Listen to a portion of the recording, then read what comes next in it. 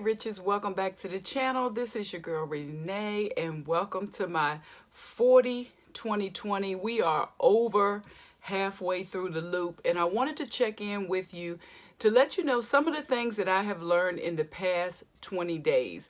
So if you are new here, welcome to the channel. Be sure to subscribe and click that notification bell so that you will be alerted when I pop on the scene. About 20 days ago, I decided to change some of my eating habits. I went from I went from almost a keto diet to eating no meat at all. I had a lot of high expectations and things that I wanted to accomplish in the last 40 days of 2019. And I'm still on the path.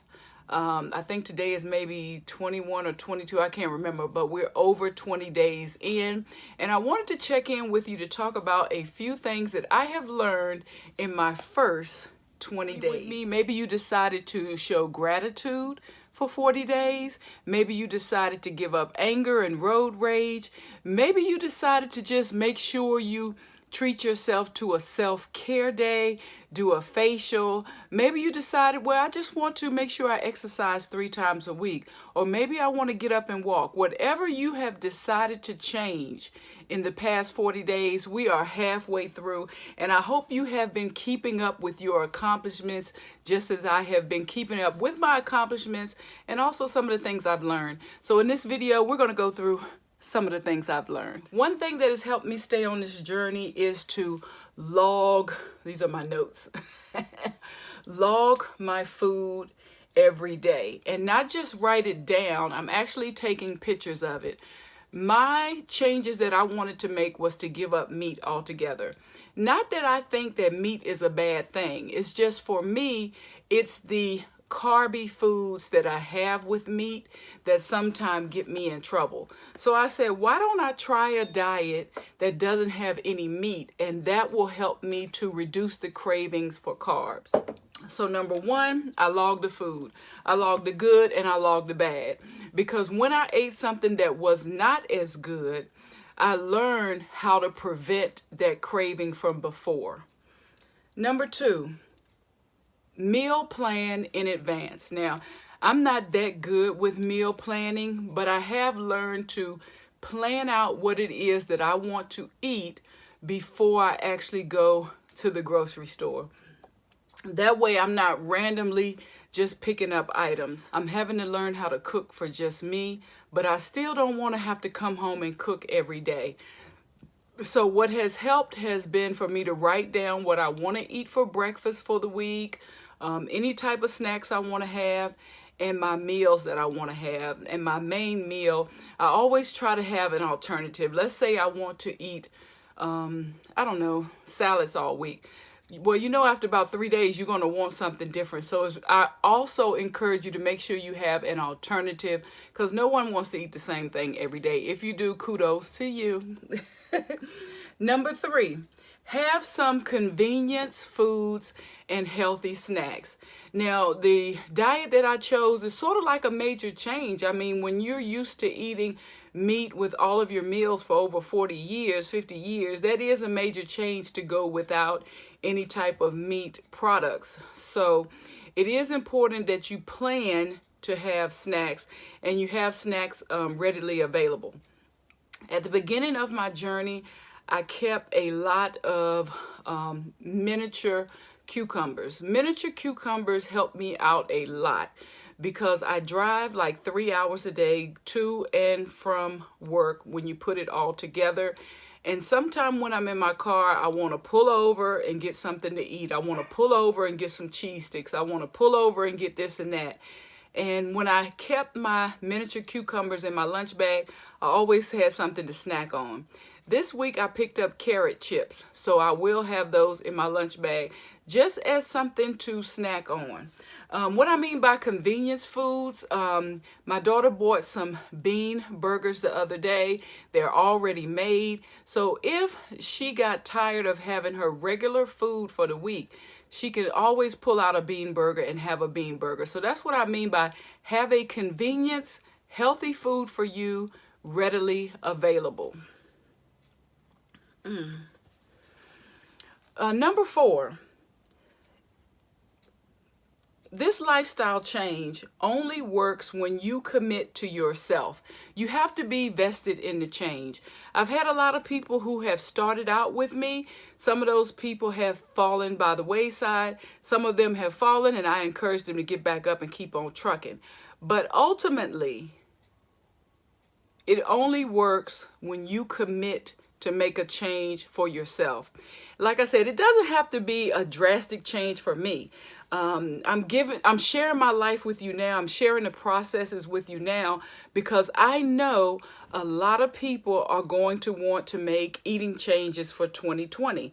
So I was diagnosed with hypertension earlier this year, or was it last year? I've just got hypertension not too long ago. And one dietary change that the dietitian talked to me about was reducing my sodium. Now, I never use table salt, but what I started to do was to look at the sodium that's already in prepared foods.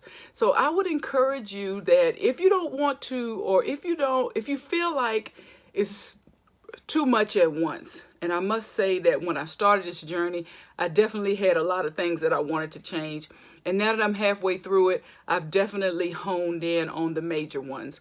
So if you want to start slow, just pick one thing. If you have problems and you need to be careful of your sodium, just plan for 2020 to look at the sodium in all of your ingredients at home.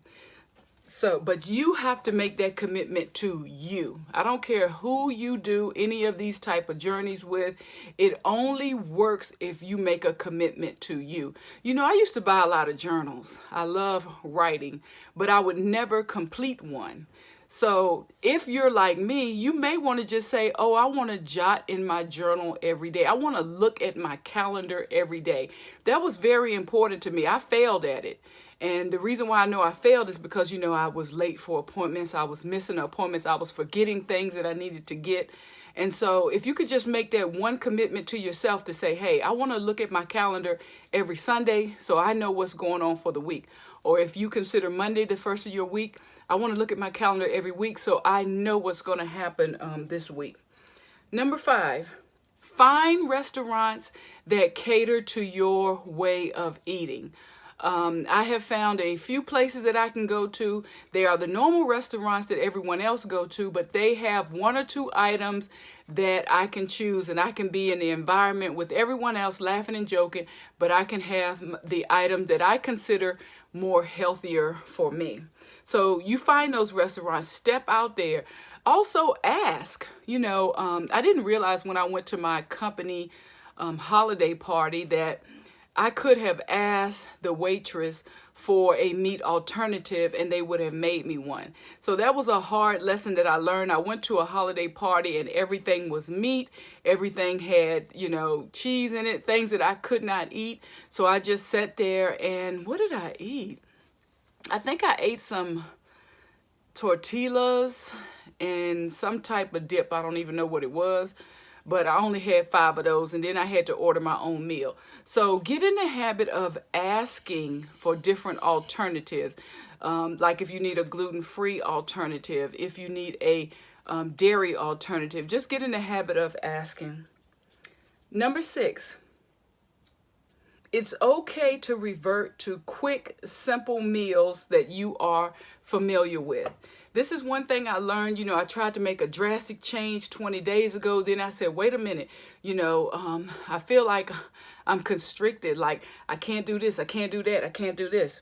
So things like, for me, a tomato sandwich, something that I've eaten all my life. It is vegan. I can have a tomato sandwich. Potato salad, something I've had all of my life. It is good. Peanut butter and jelly, even bagels. Just because you make a particular dietary change doesn't mean that you have to give up everything that you've always had. You may just have to make a tweak in it. When it comes to the bagel, I don't have the regular cream cheese. I get the almond cream cheese. I don't eat peanut butter, but if my back was against a wall, I would choose peanut butter sandwich toasted. over eating a piece of meat. I would not give up on my journey now. I am over halfway done. As a matter of fact, a habit changes in, is it 20 days? So we're there.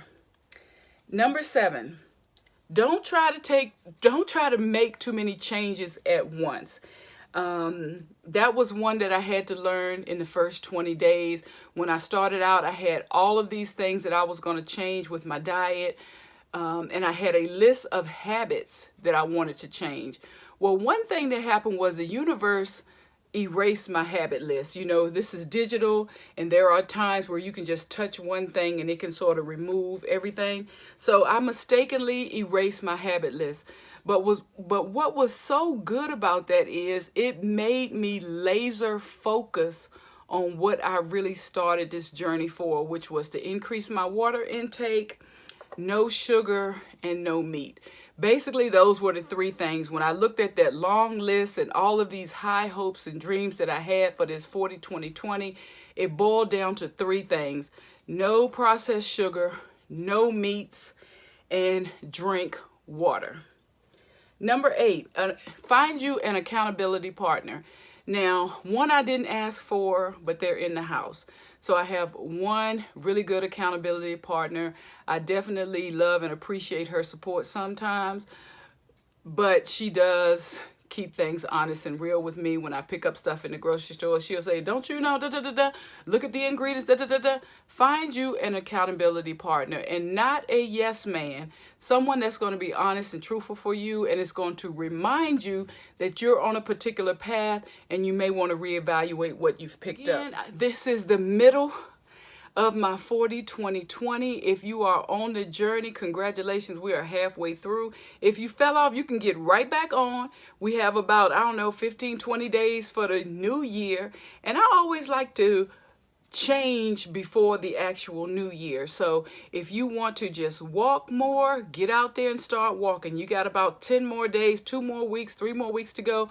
You can develop a habit in that time. If you wanted to just read in the morning, if you wanted to practice giving thanks in the morning, gratitude, if you wanted to drink more water, you still have time. If you simply wanted to just do good, if I could get paid for doing good, I would be the richest woman in the world. I know this. Anyway, we are in the middle of our 40-20-20. Those are a few of the things that I have learned. If you would like to share with us some of the things that you have learned so far, if you are interested in going aboard or coming aboard, you can check out some of my videos in this playlist. Thank you so much for watching my video. Stay tuned, because I am going to show you what I ate this week. And honey, it was trash. Okay, this week was trash, but I didn't fall off. Peace, riches. Oh, I spit everywhere. Bye.